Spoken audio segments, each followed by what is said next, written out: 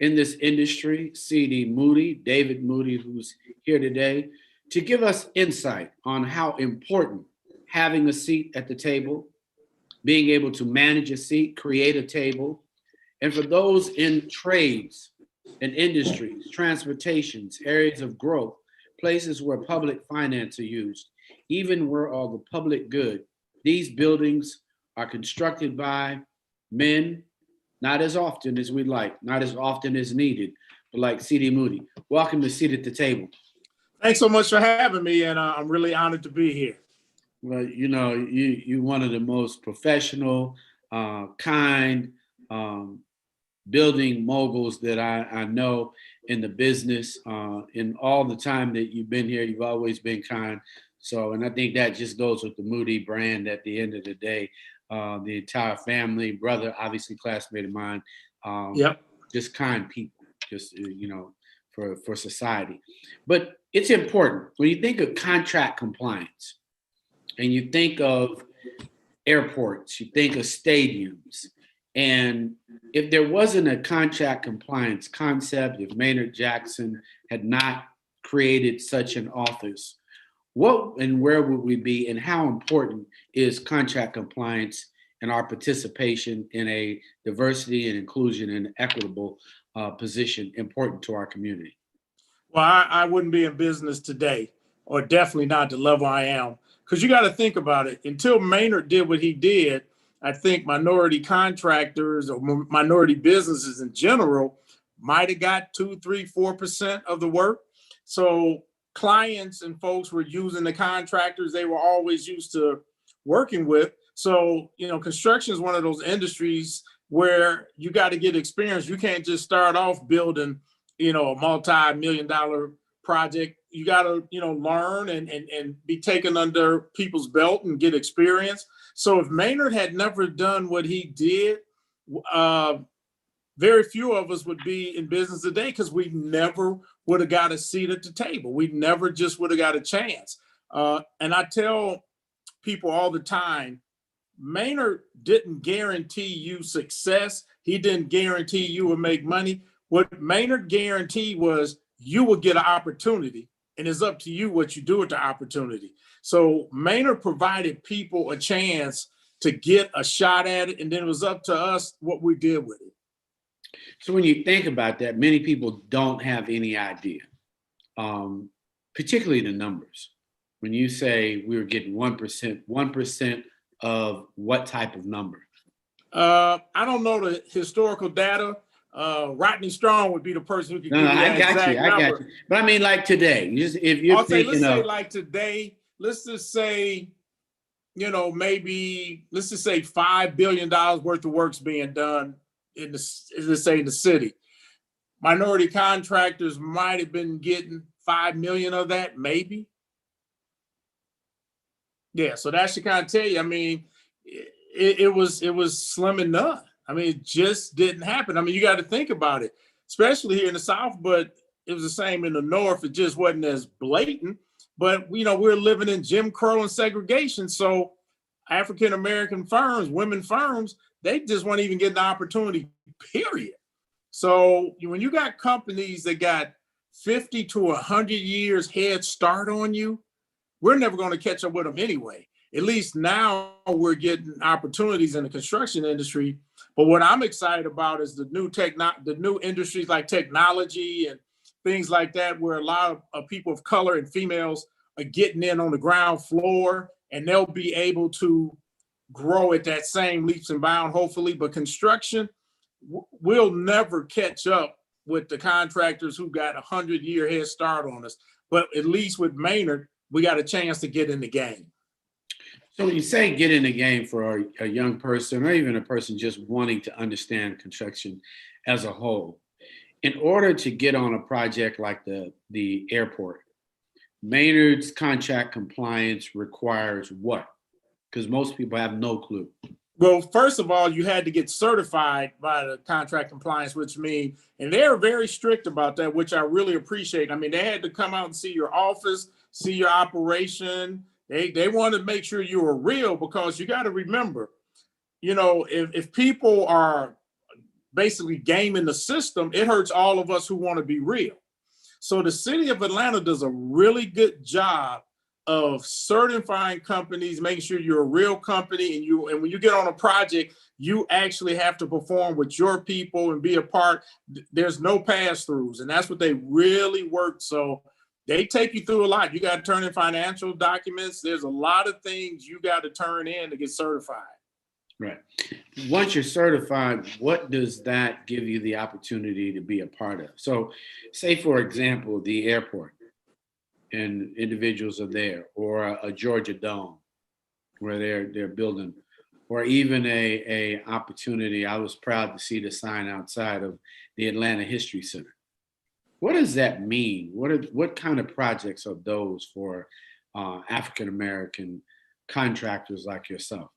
Well, what ends up happening, just so everybody's clear, one of the things the city does extremely well is that even though like I might be a joint venture partner as the general contractor, regardless of the percentage I am of that partnership, we still got to get 35 to 40% of minority and female businesses in the subcontractor level. So a good example, the Maynard Jackson Terminal was $1 billion.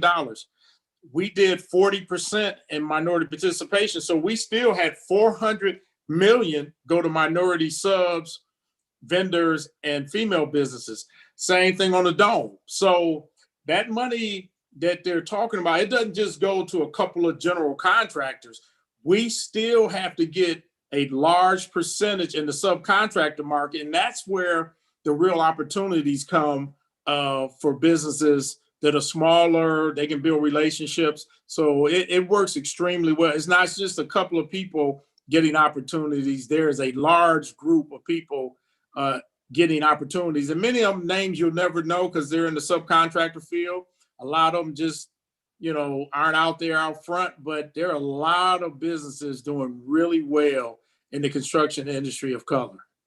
Now, would you recommend construction for young brothers and sisters to really think about getting into this business? I highly recommend it, but I only recommend it if it's something that you truly want to do.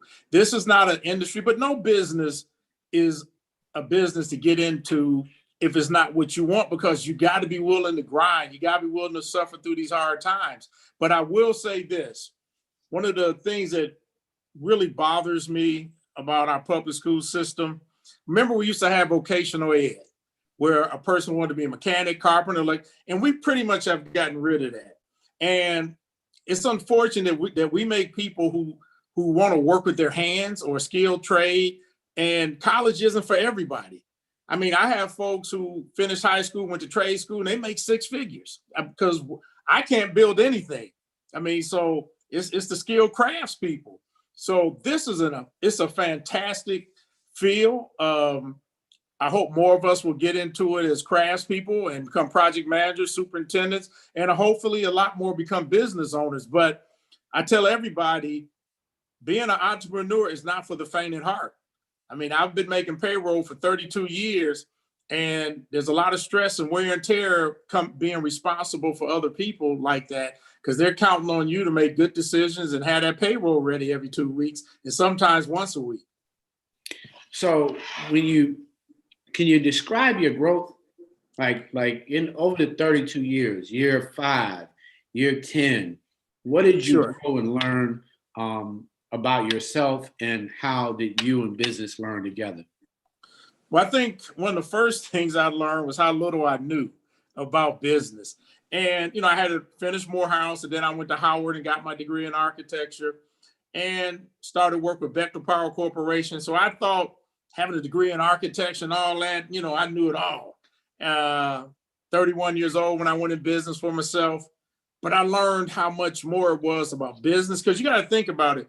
Most people who become entrepreneurs have never been a vice president of a company, never been a president of a company. So we aren't exposed to half the things we need to be exposed to.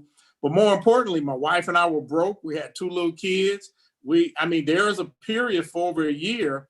We didn't know how we were going to pay our house note every month. So we actually had to write to the mortgage company, tell them, we were really struggling. Would they cut our payment a couple $100 a month. They did. I wrote the credit card people because we had ran them up and worked to deal with everybody, but we kept our word. So I always try and let people understand, don't look at what you see now, because that journey could be totally different. I mean, it was a lot of long nights, getting up at 3:30 in the morning, pacing the floor, wondering how we were gonna make ends meet. The other thing is, I'm in the business, we eat what we kill. So we're always hunting. So when people, when a project's finished, that client might not build another project again. So we're constantly on the hunt. So our business, went through a lot of different stages of fear, growth, fear again, recession, then Great Recession. Now, Corona. I mean, so it goes through a lot of different changes. And, I was just really blessed. My wife always supported me in this. In fact, we were struggling so that she went back to school and became a registered nurse so we could have a steady income, became a hospice nurse. But our kids were 3 and 2.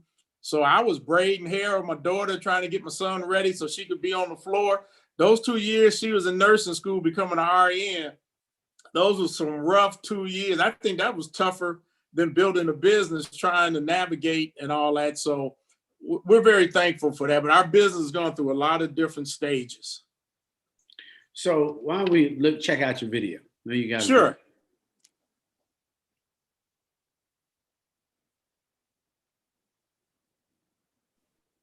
My grandfather came to America in 1901 because he believed he could get an education. So that's really where I get my inspiration. My parents mean a lot to me and my career, mainly because my parents told me I could do whatever I wanted to do. So my parents gave me the support to go for it.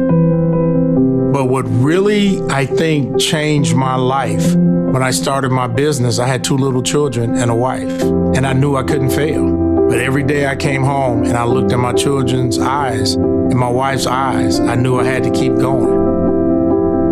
If I had never received one award, I still would be doing what I do. The awards are great, don't get me wrong, but that's not why I do it. I make sure I give back. I've always given back, and I work real hard to do it the right way. And I'm honored by the awards, but if I never get another award, I'm fine. And if I hadn't gotten any awards, I'd still be doing what I'm doing. When you're an entrepreneur, it is 24/7. You try and hope that you can find projects that are meaningful. I love buildings that are education or culture because I think it's great to build things that children or college students are learning their craft, learning their skill, that they're going to do something incredible. Construction means to me, someone believes enough in me to take their dream and make it a reality. We've been in business for 31 years and we're just getting warmed up.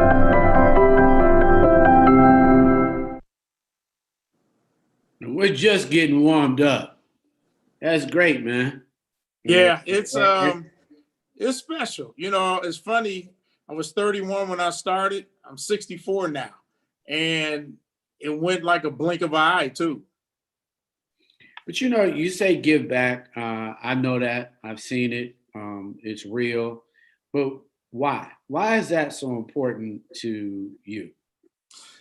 For a number of reasons. There's a couple of things that are very important to me. My grandfather came to America in 1901. He came from British Honduras, which is now Belize. He was 17 years old, and a Black man couldn't go past 6th grade in British Honduras. He wanted an education so bad that he left everyone, his family didn't know anyone. And he worked his way over on a banana boat to New Orleans. And he knew he was coming to Jim Crow laws and segregation, but he wanted an education so bad that he risked his life for that. And he ended up finishing at the University of New Orleans, University of New Orleans, which is now Dillard, or I think it's now Dillard. And he met my grandmother. They had 8 children, lived in a shotgun house in Baton Rouge, never owned a car, got indoor plumbing in the 40s, but he raised 8 kids who all got advanced degrees. And, he taught me so much because education meant everything to him. And that's why my wife and I give, scholarships and stuff. But the other thing that's very important to me, I'm very public with this. I'm a survivor of childhood sexual abuse, and I didn't say anything about it for decades. But I was truly traumatized from it. It really impacted my life. So I speak up a lot to help people turn trauma into triumph. I speak up a lot about anxiety, panic attacks, and PTSD, because so many people are suffering from different traumas. And so I want people to understand that, when you see my success in a business person, understand the journey I've been through and realize you can do it too. Because there's so many people who are hurting, who feel helpless because they feel damaged and, they don't have a chance. So I really speak up because when I finally started dealing with this in 92, I had a complete nervous breakdown, but I couldn't tell anyone. My business was only 4 years old and I suffered in silence. And there was nobody who really talked about what it's like to go through anxiety and being a survivor of a childhood trauma like that. And I don't want anybody to suffer in silence. I don't want anybody to feel they're alone. And I just really want to hopefully continue to inspire people that we all have a story.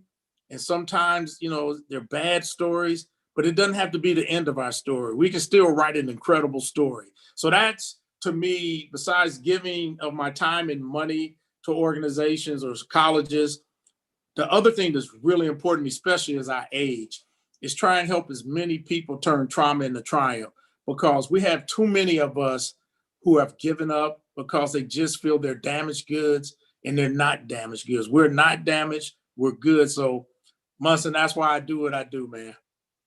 Well, you wrote a book on that, right? Yep. I wrote a book called Fighting Through the Fear. There? Excuse me? You got a copy of the book there? Man, you know what? I should have had one ready, but it's Fighting Through the Fear, My Journey of Healing from Childhood Sexual Abuse. You can get it at moodyspeaks.com, or you can get it on Kindle or paperback at Amazon. But I'm really honored to have written that book. I only speak a little bit about the sexual abuse, but I speak more about overcoming trauma, building a business, what it was like to build a business. I mean, I even talk about turning down one of the greatest basketball players of all time. He was going to invest in my business in 1991. And at the last minute, I turned him down because I said, he's the greatest in basketball, but I got to know if I could do this on my own. And he's really huge now. And there's a part of me that goes, damn, I should have took it. I could have been part owner of a team and built all of Nike, but I just had to know what could I do on my own. So because my self-esteem was kind of shattered because what had happened to me as a child, I faked pretty well like it wasn't. And I just needed to know. It's never been about money. I just had to know, what could I do on my own?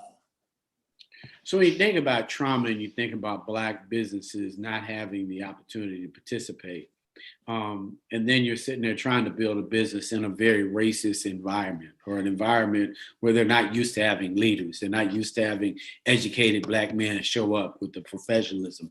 How would you recommend that people take their adversity and stay dramatic and professional and understand that that's just part of the growth? It's unfortunate that we even have to live like that, but it's true. That's a great thing, because even today, there are times I get really frustrated because I still get some questions asked of me that I know if I didn't have my skin color, I wouldn't get some of the questions asked of me. I mean, I've had people say, do you think you guys are capable? I mean, it's like I constantly still have to prove myself. And our company is probably 85% African-American employees and women. And it's tough. My daughter's in the business and she's running her first project. And I told her, I said, dear, it's going to be twice as hard for you because you're a female and Black, but you can't give up. So I think back to my grandfather. I think to my mother's mother, who they were sharecroppers in Social Circle, Georgia. And in 1937, they part of the Great Migration to Chicago. That's how I ended up in the North. And the stories my grandmother would tell me until she passed in 92, at 97, about how they always, no matter how great the crops were, They always owed that man money, but they always had a good spirit to keep going, keep trying. So for me, there have been times I've thought about giving it up. I was like, man, I'm just tired of it. I get tired of it. But then I let those people win who want us to stop. And I also know that what I do is bigger than me. I represent every person of color that comes behind me, every woman who comes behind me, especially women of color, that if I quit, I just feed into we couldn't make it. So, my biggest thing was I just wanted to make it. It's never been about money. I just wanted to show we could make it. So, but it was a touchy subject. Most men, particularly African American men, will not be talking about sexual trauma. They clearly would not be talking about how to heal from sexual trauma. Obviously, hide the trauma, ignore it, let it fester. What did you learn, and what would you say to someone who literally is having to start that journey? Obviously, read the book, Right. but what else would you suggest, or even the family members that know that? Because oftentimes for us, it's in the house. Right. We're all just not addressing it properly. We're not processing it. We never get to treatment. That's why I speak up about it, because 1 in 10 people will be sexually abused before the age of 18. 90% of predators is someone in the family or close to the family. There's an estimated 42 million survivors just in the United States. And unfortunately, too many people take destructive lifestyle to cover that pain. And I understand that. For me, mine was just trying to stay busy and just trying to bury it. But not everybody's that fortunate to kind of keep moving, and they're just really struggling. Since I started speaking up publicly 6 years ago, it's amazing how many men have come to me and said thank you, because they've been dealing with it. I mean, it was 26 years before I told my wife, and it was 40 years before I spoke publicly, because it's a very embarrassing thing. I'm a heterosexual male, and I'm like, how do I say that I let an adult male have, sexual abuse me? So there was always that fear of what would people think. And that's why survivors are often quiet, because the stigma, the embarrassment. So I speak up because I don't want people to live like that. I want survivors to be more than just survivors. I want them to thrive. I want them to know, hey, we can beat this. We can do this. And get the therapy you need, get the help you need. Don't be ashamed. But most importantly, you are not alone on this journey. And that's why I speak up, because I was so alone in my journey. And that's a horrible place to be. If it hadn't been for my wife, I just don't know if I could have got through it, because I was really broken from it, because I had buried it so. When I finally said those words, because I was going to die with those words, I was never going to say it. And when I finally told my wife in 92, it was like a pressure cooker had been released, and my body just went through all kinds of changes. I had muscle tremors, uncontrollable crying, panic attack. I mean, I just fell apart. But my wife and God put me together. We won the Olympic Stadium project. They don't realize how bad a shape I was in emotionally doing these presentations and going to meetings. I go home and fall out, but I had 2 little kids and I had a mission. But nobody should have to live like that, where they can't be honest about what they're going through. And that's why I speak up. We only got a few more minutes, and I appreciate your time. But, talk about what it's like to have a person in your life who loves you unconditionally, gives you 2 children. I've met your phenomenal better half. And what is it like for those who don't understand? What has that been like for you as a Black male, to have a wife that you love, trust, and can share anything about? I tell people all the time, and I tell this all the time publicly, if it wasn't for my wife, I wouldn't be where I am today. But I'm also one of those folks who say, look, we'll be married 38 years next month, but you also got to marry the right person. We married each other, and we couldn't stand each other in high school. Okay. So this ain't like some love story from high school. We couldn't stand each other in high school. We dated off and on, and, for 7 years. And then we got married at 26, but we were always good friends. And I always tell somebody, it ain't just about love. You got to like them. It's got to be like your road dog. I would hang with my wife if we weren't married, if we weren't dating. And when you can do that, you'll have some. But the other thing that's important, when I went through my emotional breakdown and shared that with her, two things happen in those situations in relationship. The person either runs from you or to you. She ran to me. She's like, we're in this together. I've done it for her in different things, and you can't beat it, but we also allow each other to be who we are. But the important thing about entrepreneurship, I never had a financial requirement for her. She didn't like, I gotta have this, I gotta have that. She's like, look, hey, we broke, we're struggling. She never complained. She went to nursing school, came an RN, so we could have some steady income. We just decided we were all in. But we also made a decision when we first got married that if either one of us decide we want out, don't sneak, don't cheat. Let's just go our separate ways, because life's too short to be miserable. So I'm not telling people stay in a bad relationship either. But if you find the right one, there ain't nothing better what you can't do, especially when you can share with each other everything. Well, you know, we're going to have to do this again. Just want to thank you for all that you give the community, your truth, because not often do we have opportunities to hear truth. And thanks to your granddad for getting on that boat and making that journey so that we could actually have C.D. Moody and his commitment to this community. So I want to thank you for having us and sharing your truth with us, Brother Moody, because it means the world for us to understand that not only in business, but in life, you can be successful, move through the trauma and the pain to actually be rewarded with triumph of understanding that your spirit and love is what you can give, and it's given back to you. So thank you so much for coming on A Seat at the Table. Thank you so much for having me. And I'll tell you this real quick. I took my dad in 2008 to where my grandfather came from because he had never been there. We walking around there, man, it's hot. I mean, I whispered to my daddy, I said, man, I'm so glad Papa got on that boat and came on over. So I'm thankful too that he got on there, because I've had a great life and looking forward to more. Super. Well, we'll see you again. We got to bring you out. And clearly we know that you're a leader in our community, but thanks so much. Give my best to the wife, and I'm really proud of everything you do. We got to do a story on your daughter so we can kind of highlight what she's doing as part of the Pulling Out family. All right. All right. Thanks so much. And also, I got a son in IT, Morehouse, man. So both of them. What? All right. Well, you do not have to be in the streets, but you do have to be in struggle. This is Munson Steve. We'll see you tomorrow night with more. This has been David Moody, Moody Construction, one of the best moguls, but one of the best brothers of truth in this business world. We love you. We appreciate you, brother. All right. Thank you. Thank you.